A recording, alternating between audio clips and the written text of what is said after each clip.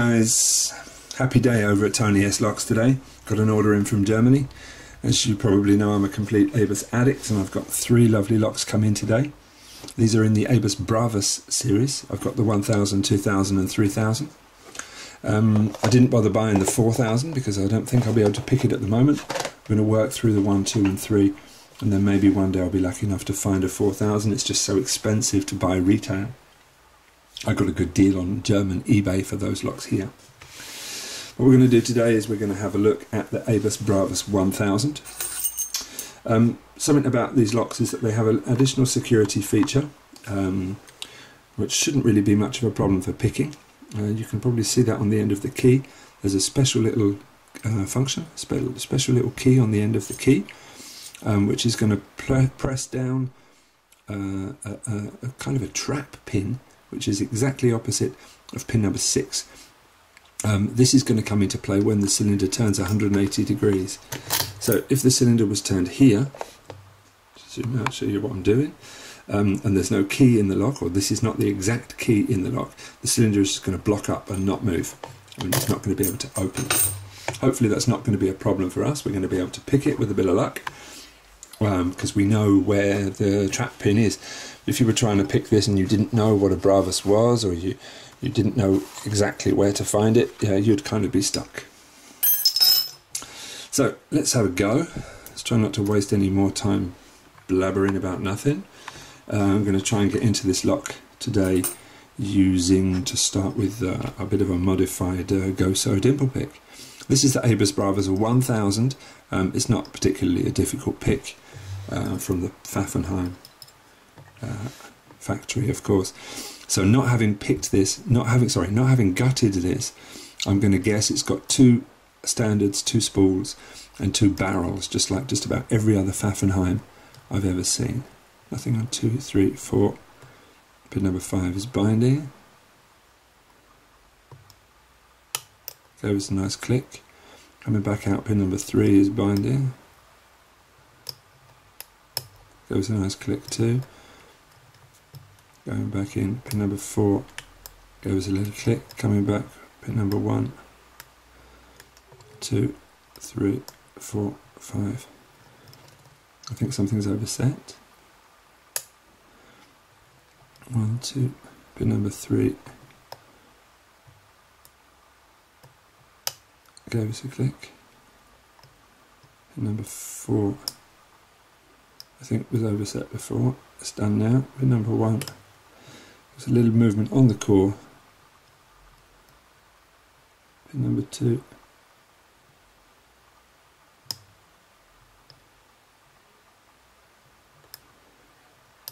Feels like it wants to go.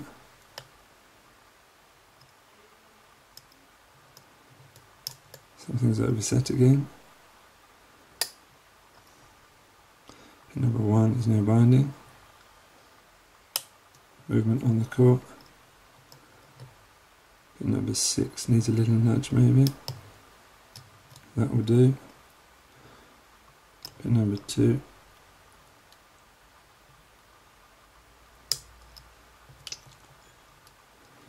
Okay, I think everything's more or less in position. We're going to need to go a little deeper. Looking at the binding on the key, we can see that 2 and 5 are both really deep set. So we're going to come in with my curved spooks. Have a touch on number 2, 3, 4, 5. A touch on number 5.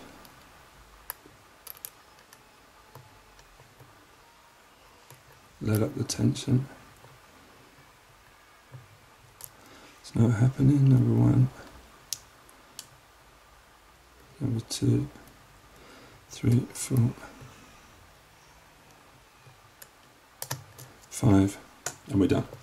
Right, so let's zoom out. Let's see this in action. Boom, 180 degrees, and the lock seizes up. Won't turn any further. If you don't know what you're dealing with, you're going to be completely stuck here.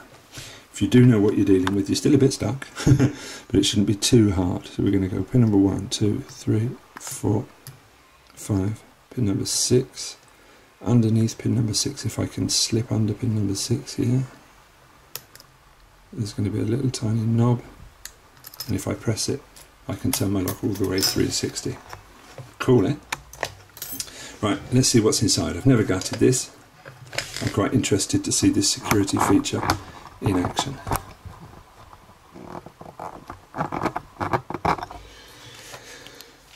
Let's go. Up. Hey, hang on. We've got to take the clip off first, don't we? Go!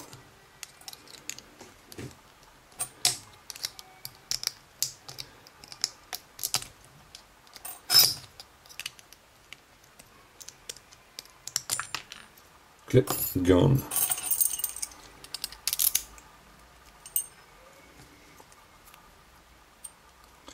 Hope there's room for a shim. There is.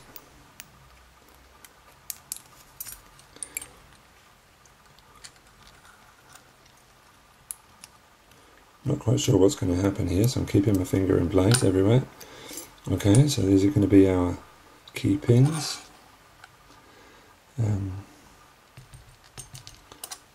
5, another 6 on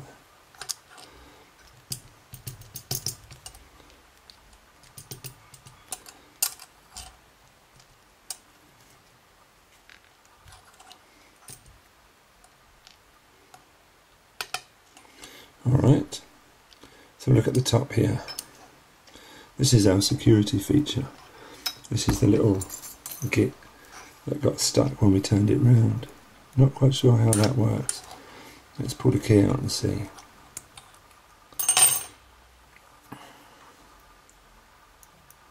So I guess this only comes into play, you know, when the cylinder's turned around, or it looks like it comes out.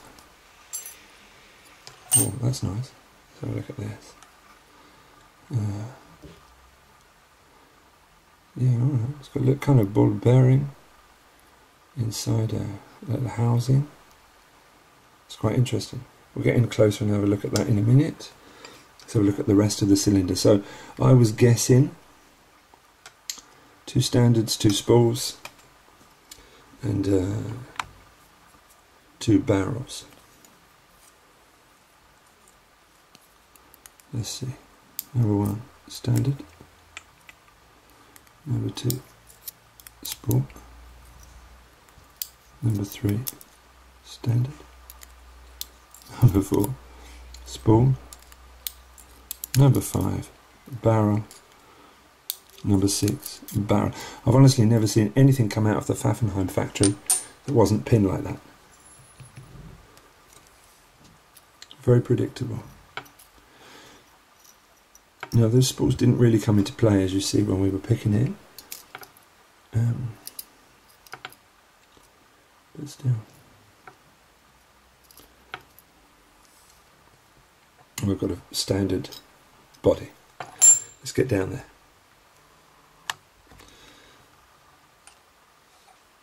Okay, yeah, totally bog standard Pfaffenheim pins. Lovely little spools. They always have these lovely little spools. I really like those.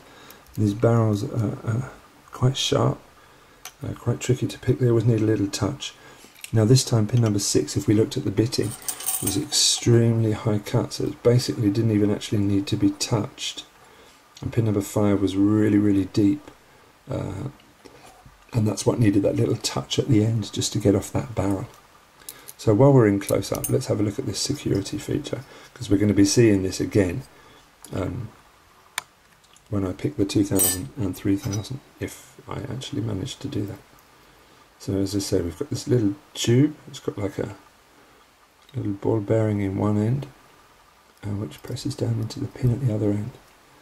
So I guess this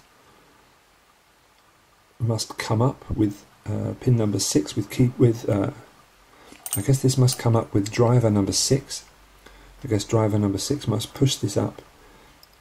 Driver number 6 will come into this little cavity here when the core is turned 180 degrees, and in order to put it back down again, we're going to need to hit that ball bearing, something like that. Anyway, all right. What a wonderful little cylinder. I really enjoyed that. That was good fun. I really like things with a little bit of a different security feature in it. So my job now is to get working on the Bravus 2000 and the Bravus 3000 and get those picked. The Bravus 2000 is exactly the same as this, except we have active pins in this upper chamber. So we've got the 6 security pin, driver pins down the bottom, and we also have active pins at the top. The Bravus 3000 is the same again, but it's going to have pins in the side chambers as well. I don't know if they're going to be active or just simply passive. I'm hoping they're going to be active. The Bravus 4000, I believe, also has a row of sliders, but that's going to be well for another day. So thanks for watching, guys. Speak soon.